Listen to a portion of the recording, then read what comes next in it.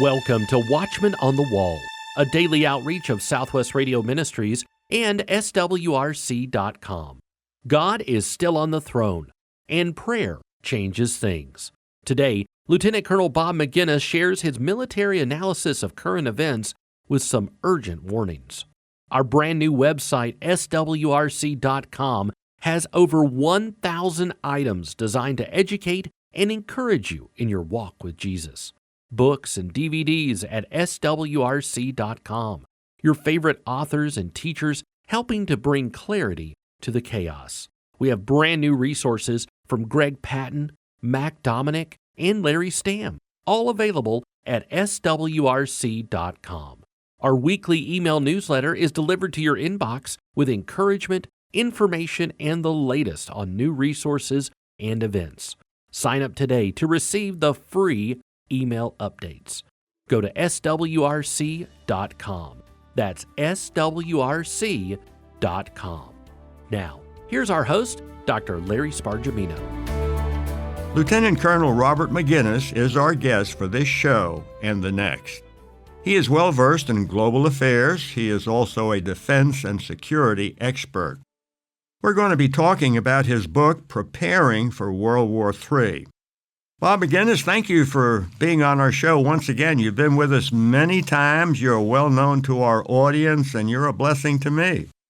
Well, Larry, it's always a blessing to be with you. Thanks for having me today. I do want to ask, are we really on the brink of World War III with all of its modern weaponry, much of which sounds like it's from a sci-fi movie? I mean, you talk about robotic dogs of war, space weapons, smart bullets, and a number of other amazing weapons. I mean, there are some people who think that these weapons are so lethal that humanity will wake up and never fight another war. So why do you believe we're heading for another war, a world war?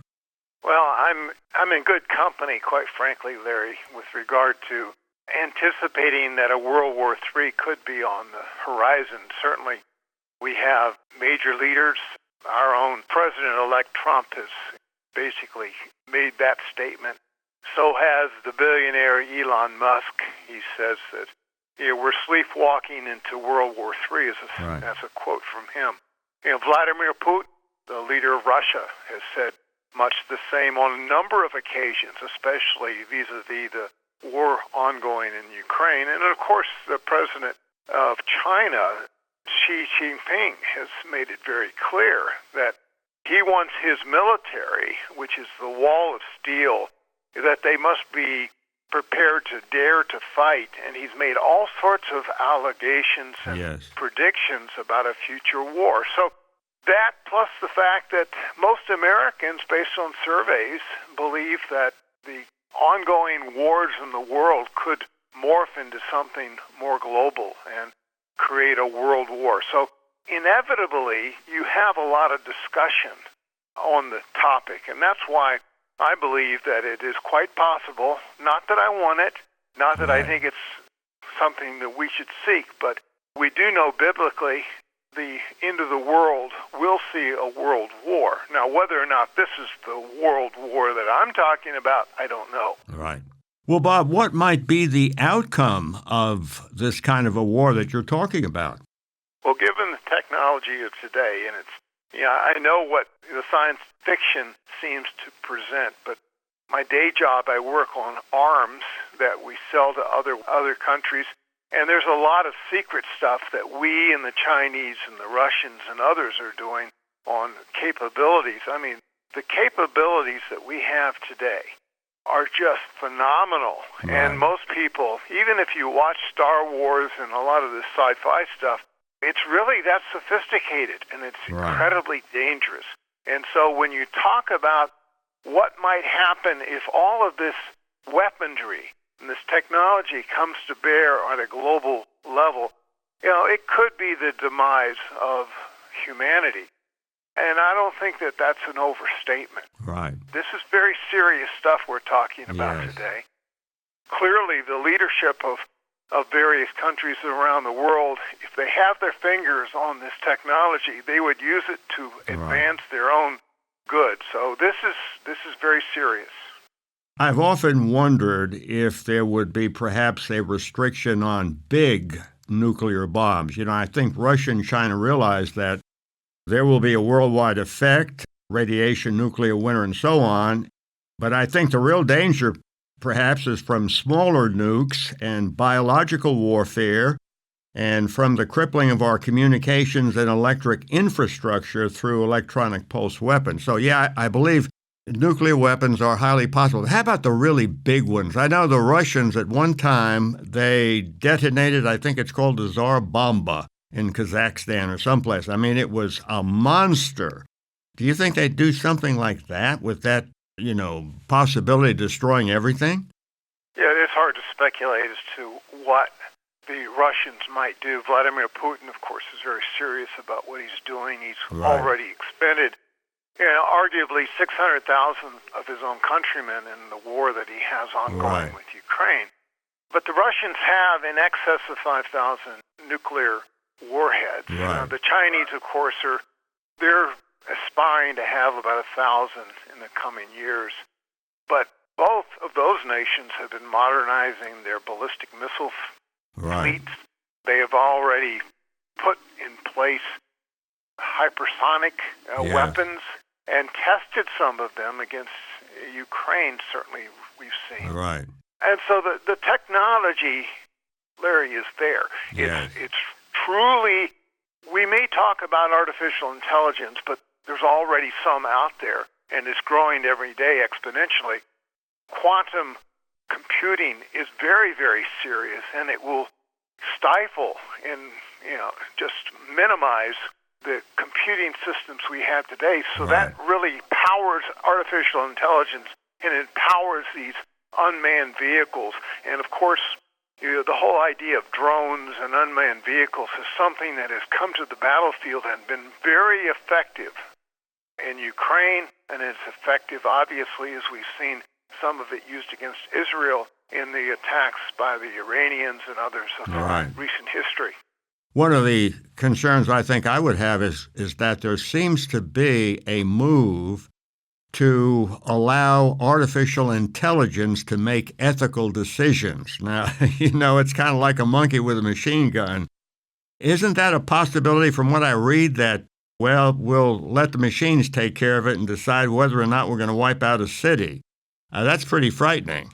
That's exactly what's going on. Yeah. And of course, years ago I wrote a book, Future War, and I dealt with the ethical conundrum that we face by allowing some of these artificially intelligent devices to make decisions. But yet, because of the nature of the technology today, you have commanders on both sides of the fence that rely upon AI-generated recommendations because of the trying to get inside the thinking process of the enemy is very, very difficult, and it's time sensitive. And so you tend to relegate, I think, too much to AI than you do to, the gray matter inside experienced leadership. So we are really right on the cusp of very, very dangerous things. Well, Bob, how did we get into this terrible situation? I mean, I'm sure it didn't happen overnight. What's been moving us in this direction? Well, I would argue that there are spiritual implications here. The world is imploding spiritually, and as we are anticipating the final prophetic end times. However, in a geopolitical way, we have seen the weakening of the United States, especially the last 4 years under Joe Biden, and the strengthening of the Chinese, the People's Republic of China.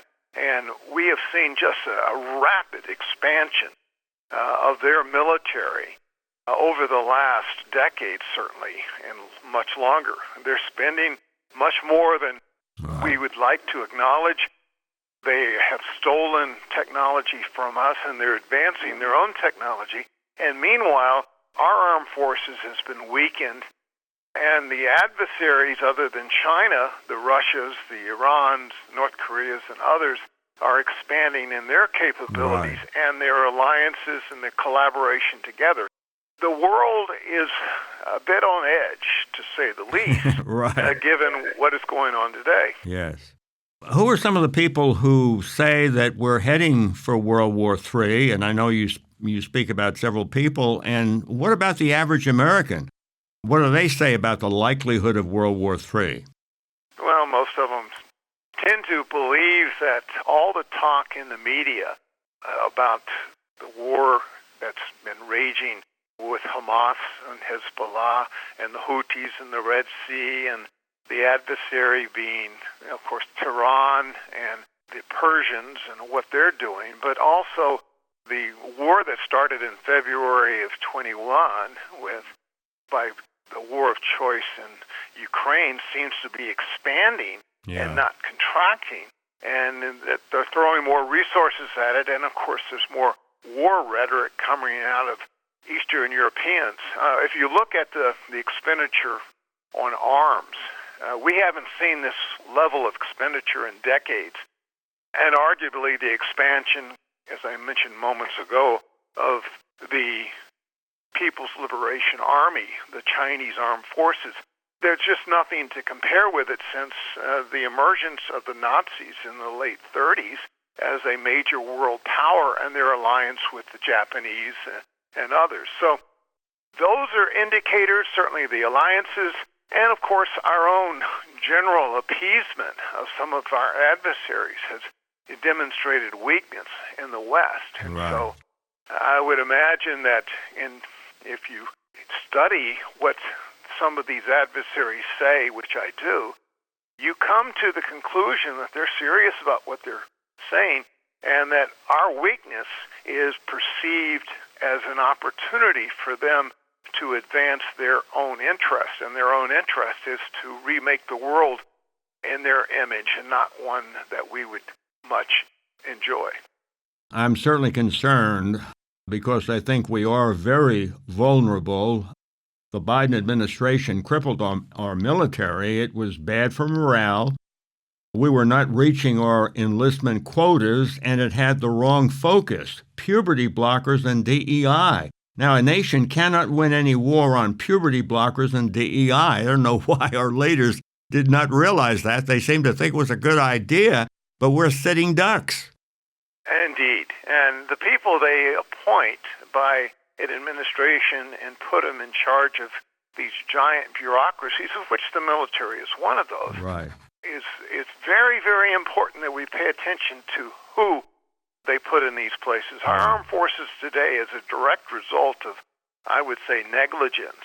Is only two-thirds the size that it needs to be in order to push back against our adversaries. And our adversaries follow us very, very closely. Yes.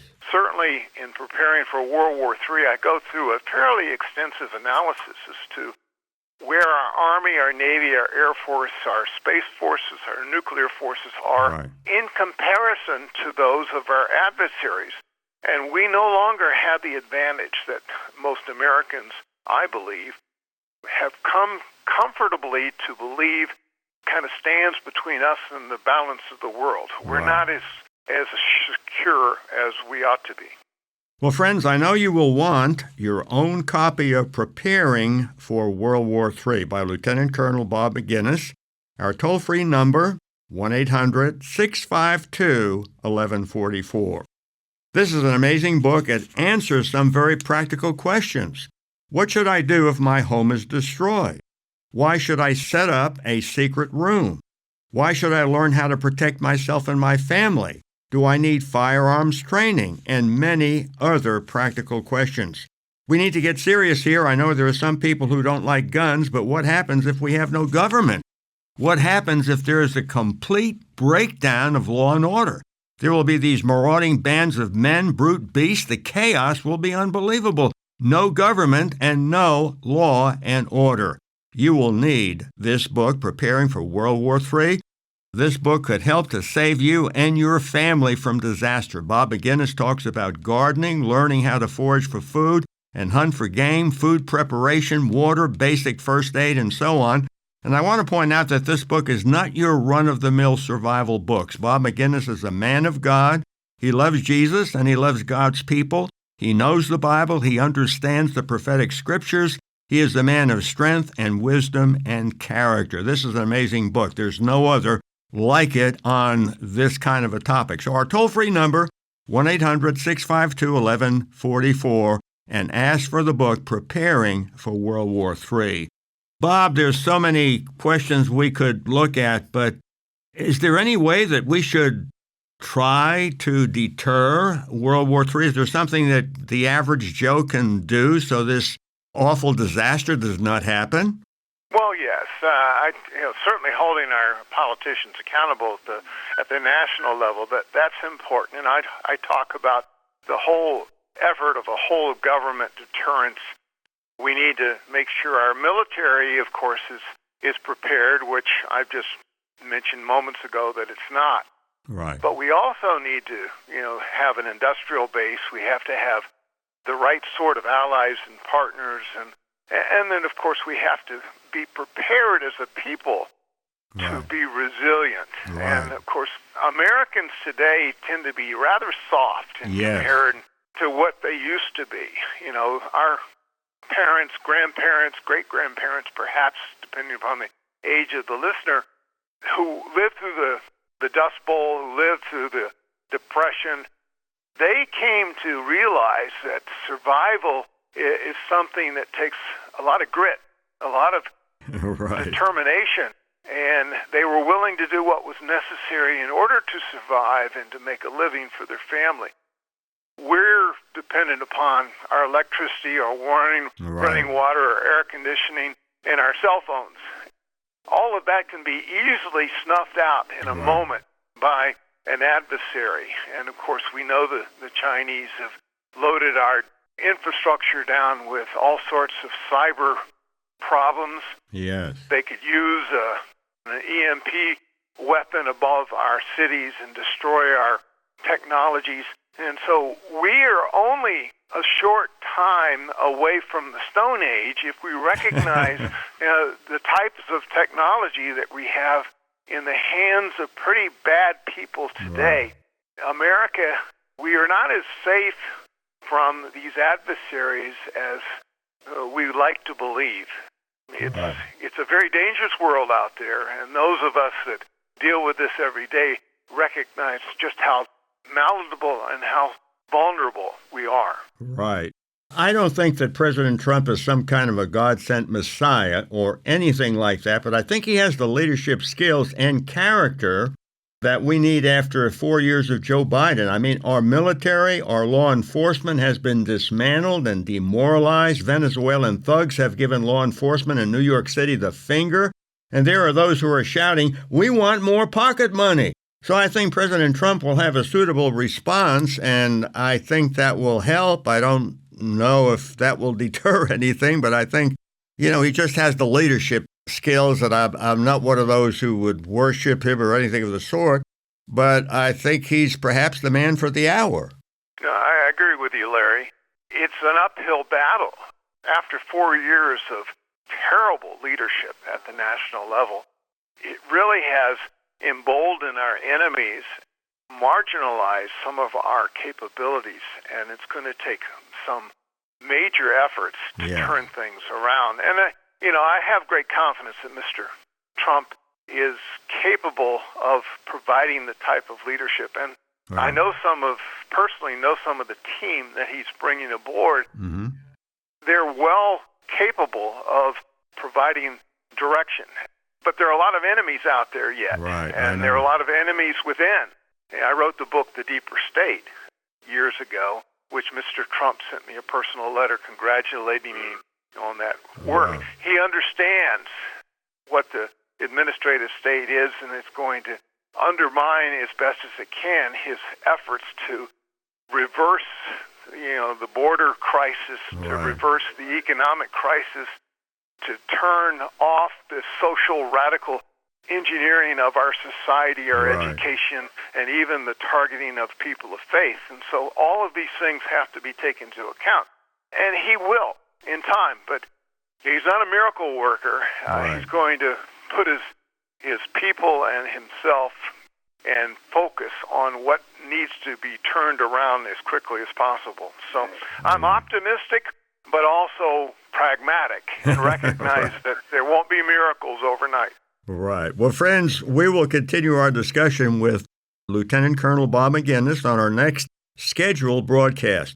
Be sure to tune in. And Bob, we are deeply indebted to you for such great material that you are writing. You have a wealth of knowledge and information. Thank you so much for being on this show, and we look to another discussion for our next broadcast. Well, thank you very much, Larry. More insight from Lieutenant Colonel Bob Maginnis is coming up on our next program. Bob Maginnis' new book, Preparing for World War III, is here. Perfect for military enthusiasts, survivalists, and believers, Preparing for World War III combines rigorous analysis with urgent warnings. Equip yourself with the knowledge to face what may come.